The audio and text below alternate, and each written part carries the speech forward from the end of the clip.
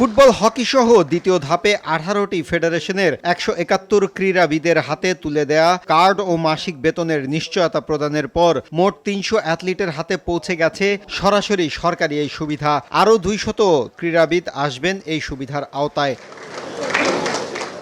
জাতীয় ক্রীড়া পরিষদের অডিটোরিয়ামে দ্বিতীয় ধাপে ক্রীড়াবিদদের হাতে এই কার্ড তুলে দেওয়ার পর বেশ কিছু বার্তা দিয়েছেন যুব ও ক্রীড়া প্রতিমন্ত্রী। বীমা সুবিধা সহ সামাজিক বিভিন্ন সুযোগ সুবিধা থাকছে এই কার্ডে। প্রতি মাসে পাওয়া 1 লাখ করে টাকা দেওয়ার ক্ষেত্রেও মন্ত্রণালয় রেখেছে স্বচ্ছতা।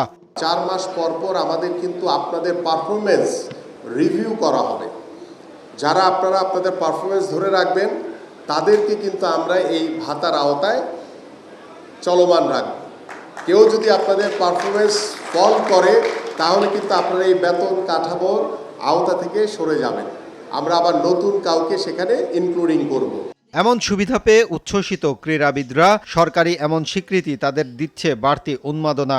আমরা যেহেতু দেশের জন্য খেলি, দেশ যদি আমাদেরকে কিছু দেয় তাহলে আমাদের উৎসাহ আরও বেড়ে যায়। এই জায়গায় কম্পিটিশন বাড়বে, বিকজ এটা 4 মাস পর পর কিন্তু চেঞ্জ হবে। আপনি যদি পারফরমেন্স ভালো না করতে পারেন তাহলে আপনি টিম থেকে বাদ পড়ে যাবে। আমি মনে করি এটা প্লেয়ারদের ডিসিপ্লিন, তার লাইফস্টাইল, ওভারঅল সব কিছু এই কার্ডটার রূপে মানে তাকে মোটিভেট করবে। এর আগে যদি আমরা 100% দেওয়ার ট্রাই করতাম, এখন হয়তো ওই এক্সট্রা একটা মোটিভেশন থাকবে, চেষ্টা করব 100%-এর বেশি দেওয়ার জন্য।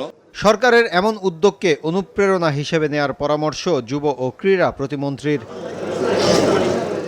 মাহফুজুল ইসলাম, RTV, ঢাকা।